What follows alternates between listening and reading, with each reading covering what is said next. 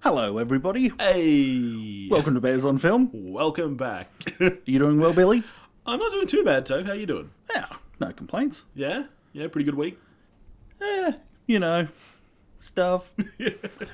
Well, we didn't get to a new release this week. Well, I mean, we did. We saw Star Wars. Well, more than once. You've already heard about how that went.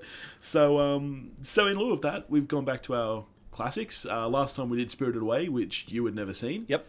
This week, what are we doing? This week, we're going to a hashtag classic That's right. that you previously had not seen. Greatest film ever made. Back to 1942's Casablanca. That's right. This is probably my third most shameful film secret, is the fact that I've never seen this movie. Yep. There's a couple of others that I think are worse than this. This is probably my third. Because as a film buff, you're supposed to have seen this movie. Oh, exactly. Oh, absolutely. You're meant to have seen it. I know you've seen it plenty of times. And it's not even that long. It's only an hour and a half, but it's all black and white, mate. Oh, it's such a lack of old Technicolor in it. It's so old. Oh, terrible. And I tell you, so I think I first saw, I was trying to remember when I first saw Casablanca. I reckon I was probably 18. Now, did you watch it as a film buff? Were you someone who had been told, so it was when, see this movie? Yeah, because I was like really, as my kind of later teenage years, I was really starting to get into film. Yeah. And it was one of those films that, you should have seen this film. Yeah. And so I watched it as something that I just thought I should get done. I actually wasn't gagging to see it. Yeah. But I was just like, all right, I went to the video shop one day and I would hire like 5 movies for that week or something. As you do. And so I've got like 4 things that I probably really wanted to see, and Casablanca because I felt like I should. Yeah. And that was kind of where my expectation was. And I was happily surprised into just how much I bloody love this film. Right. Do you think it deserves the title that's been thrown around as greatest film ever made? I don't think it's the greatest film ever made, but I think it lives in that conversation happily. Right. Yeah. So Casablanca, 1942 it came out, directed by Michael Curtis, who was a prolific director for the studio system. He has a lot of films were being made by the studio. Absolutely. At this So time. Curtis directed well over 100 films, and this is at a time where they pumped out movies. Yeah. It was basically a factory operation. Which is the way they saw it. And even though this has an A-list cast, no one thought it was going to be a hit. No. They thought this was a nothing. This was just this was just on the production line. Yeah. Of things that got pumped out. Yeah. Now, this is the year after Citizen Kane, might I add. Citizen Kane was 41, so this is only a year after that. Right. I think I had it in my head that Citizen Kane was 39. So yeah, right on. That's a pretty nice little run. Curtis, the director, he'd been pumping out films for the studios. He'd worked repeatedly with the likes of Bette Davis and Errol Flynn. So he was one of She's got Bette Davis eyes. Hey, she probably does actually. I've heard that. She probably does. So he was, I assume, he was an A-grader. From what I've heard, everyone involved in this film was A-list. Yeah. They just kind of didn't really see it as anything special. We can get into the making of, what happened with this film and how it was made a little bit, but maybe we should start just by giving people a brief overview of the plot. Do it. All right, so it's the story of a guy named Rick, who's a pretty cynical dude. It's during World War II. He's living in Casablanca, which is kind of a haven for refugees at the time, and he's running a nightclub of sorts. Basic story is that a lost love returns to town with her husband, and he kind of has this choice to make between being with her, the love of his life, or helping her and her husband escape and thus helping stop the Nazis. Yeah. Is basically, So Rick, of course, is played by Humphrey Bogart in one of... Who is phenomenal in right, this film. in terms of iconic performances in American cinema. Oh. It's at the pointy end. Yeah. He's phenomenal. And I mean, the lines that he gets, the script for Rick is so good. Even if you've never seen this movie, which I hadn't before about 2 hours ago, everybody knows so many lines. Exactly. 6 of them or something are in AFI's top 100, quotes of all time. Enough, which is kind of another reason I'd never gotten around to watching it, is I felt like I kind of already had, even though I never had.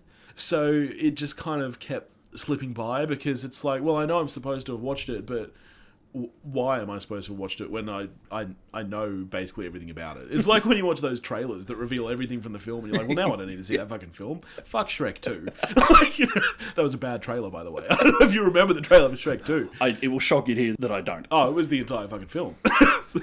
One thing I remember that really surprised me about the film is how I wasn't expecting it to be funny. No, yeah.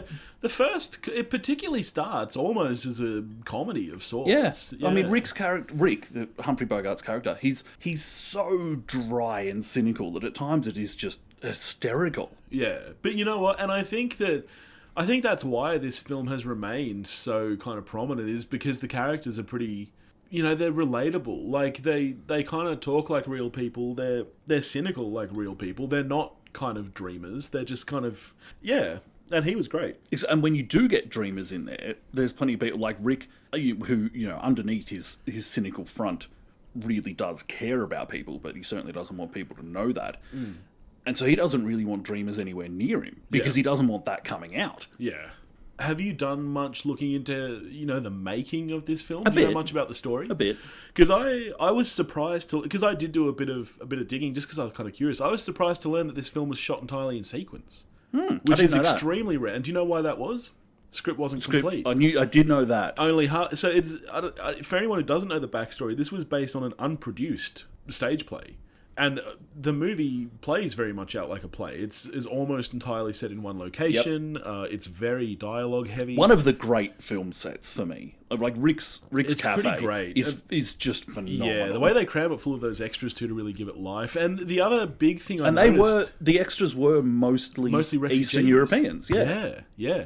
The other thing that really surprised me about this film was the lighting. I thought was the lighting very environmental. I love the lighting in this film. You can tell that it very much lives in the era of film noir. Like, it's got that relationship to a lot of... Well, this kind of started that kind of style. Because this is, a few years after... It's on the heels of Maltese Falcon for Bogart. Right. And it's not quite... It's obviously not as dark as... It's not a film noir. Yeah, and it's not as dark as a film noir, but a lot of the lighting setups... very stylistic. The cinematographers of the time, who considered what they did was their trade. They didn't consider it an art. No. It was a trade. But it's amazing how much effort they put in given that. Absolutely. But I think you can really see the influence of what they've been working on. Yeah. Presumably, that these guys have been pumping out a bunch of noir films as well. And you can really see that in the lighting for Casablanca. So the cinematographer and the lighting director for this film actually built miniatures of the set, including the lighting design. That seems crazy to me when it's a film that they kind of just thought was like just another film. So I don't know whether that was commonplace at the time, but I found that pretty interesting, really. But yeah, the lighting in that set is brilliant. Then, of course, what's interesting, you've got some of those... The influence of noir with, some of the, that kind of classic light coming through the Venetian blinds, that kind of thing going on. Yep. But then that completely changes when they're lighting Ingrid Bergman. Now, this is the one thing. I don't know what you've watched on recently, but when I watched it today in glorious HD, it is appallingly obvious how focus. much but it's a combination. There are times where they have obviously greased the lens, where they have, possibly gauze or something over it. And there are times where they have just got, all right, we'll just put it out of focus. Like there are times where she'll be standing closer to screen and Bogart will be standing, a couple of feet behind her. And even though she's the one talking, they're focused on him so that she's soft. Yeah. Which, like, I'm not going to lie, I haven't actually seen... This is the first film I've seen of Ingrid Bergman. Did they do that? Like, was that part of her writer or something? I don't know if it was a specific Bergman thing or if it was just that's what they did for the A-list actresses. Yeah. I don't know if it would have been something that she insisted on, or if it was just like, well, that's the female lead of the film, and so that's what you do. I don't know, because it was glaringly obvious. Yeah. I don't know if it would have been back in the day, but in HD, it probably was... not so much back then because you would just use it's just what happened in so many films. Yeah. But there's some shots of Bergman which I'd be so happy to just throw a frame around. Yeah. And put it on a wall. Like, you just there are times where the camera just sits on, and I presume I swear there would be times where they were thinking, all right, yeah, we'll cut back to Bogart here and whatever. Yeah. And then the camera's on Ingrid Bergman and they're just like, we're not cutting away from Ingrid Bergman's face. Quite a lot of close-ups. The other thing that really surprised me is the amount of movement in the camera. That was one thing I was going to talk about. For a film that was 30 years before the invention of the Steadicam. And not even are you not able to put it on a Steadicam. Camera rigs in these days was like huge. a phone booth. But for anyone out there that remembers what a phone booth is. Yeah, the very first shot where you first go inside Rick's, and the camera tracks through the crowd towards Sam at the piano, and I was sitting there going... I actually Googled... when was the Steadicam invented? Because I was sitting there watching that going, how the hell do you... Like, how did they do that? I don't know. It must have been on wheels. You think of some of the great Steadicam shots in cinema history, like Goodfellas and stuff. And they are amazing. Of course they are. Yeah. But to do what they do in Casablanca with what they were up against... It's pretty incredible. Staggering. And again, especially given that to them this was kind of a nothing film. Yeah. That's, And they're pushing around something. You and me couldn't do it. We're too unfit. No. We'd get the camera 3 feet down the track and be like...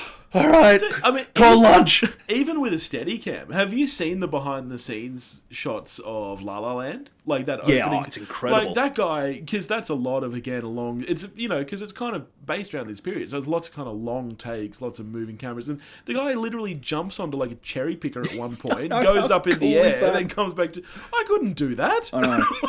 But the fact that they did it back then, even without Steadicams, I thought it was... pretty damn impressive. Yeah. One thing that this I don't know, this was probably commonplace, and good to see that we've come so far in Western films. At the time that this was shot, Humphrey Bogart was 43, Ingrid Bergman was 27. So wow, we've come a long way in the age gap. I've got to say though, he looks good for, what did you say, 43? 43. Hot damn. I think he looks 43. No, I'd get me some Bogart. He was a pretty charming fella. And he's very... like I was saying before about the characters being relatable, because I'm a very, very cynical yet romantic person. People do say that about you. They do. That's kind of... Yeah. So, like, it was pretty... He's just very charming. He's, He's... I'm... Like this film being considered one of the greats. Like, Rick, for me... I mean, he might be... in my opinion, the greatest film character of all time. In terms of a character in a film, Rick is sensational. But can we talk about the greatest character in this film, the soundtrack? Because this soundtrack is genuinely brilliant. The composer did not want... He didn't want As Time Goes By. As Time Goes By in there. I read that. That was part of the original script when it was to be a stage play. And he actually went to them and he wanted to write an original piece. But they'd already filmed the stuff with Ingrid Bergman kind of, singing it. And so they said, no, sorry, you got to use it. It was to the point where they even looked into getting her back, but she'd already had her hair cut for whatever her next film was. And so they were essentially stuck with what became one of the more iconic moments in film history. And even aside from that song, the entire soundtrack, the use of all of that kind of jazz music combined with that original score, which is based around As Time Goes By, it is a character in itself in this film. I mean, this film does... One of the remarkable things that this film does is it makes you really cheer for a bunch of French people. When the Germans are singing over in one corner of Rick's and Victor Laszlo gets the band to start up the what's the French anthem? The French anthem. Just call it the French anthem. He gets the band to start up some frog music. and the band kind of checks with Rick. Yeah. Are you up for this? And Rick lets it happen because, as we're starting to find out, he actually really does care about the war. Yeah. But I mean, that moment when everyone and other extras in the bar and stuff, people are standing up and joining in with his anthem, and like you really feel it. One thing that I had seen in ticking off films that I should have seen at the age that I was when I saw this, it came fairly hot on the heels of Citizen Kane. Which I will just go out there and say now that I think is a better movie. So I'm completely on board with the popular opinion that that the greatest film ever put together is Citizen Kane. Yeah. I'm completely okay with that school of thought. But I've watched Casablanca more than Citizen Kane without question, because it's so goddamn entertaining. It's shorter. I mean, for anyone out there considering maybe watching it, it is only an hour and a half, so... And it flies by, I think.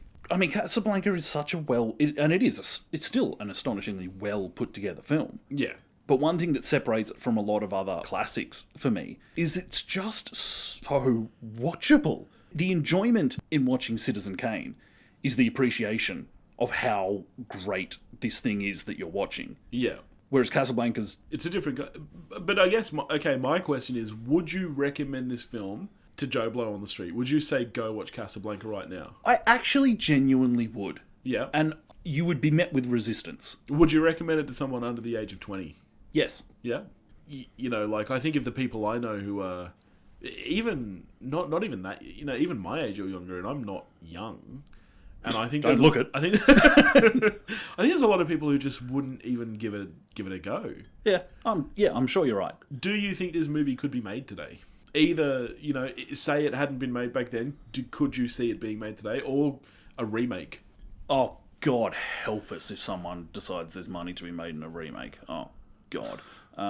Like that script being made, or someone making an equivalent film. This exact movie, that script. Could you see that film as it is being made, greenlit, filmed, released? I think if someone praised if someone who had to give the green light for it has read the script and has seen how engaging these characters are, how funny the film is in times, yeah, I could. Yeah, I don't have faith in the film industry. Oh, that's reasonable. Yeah.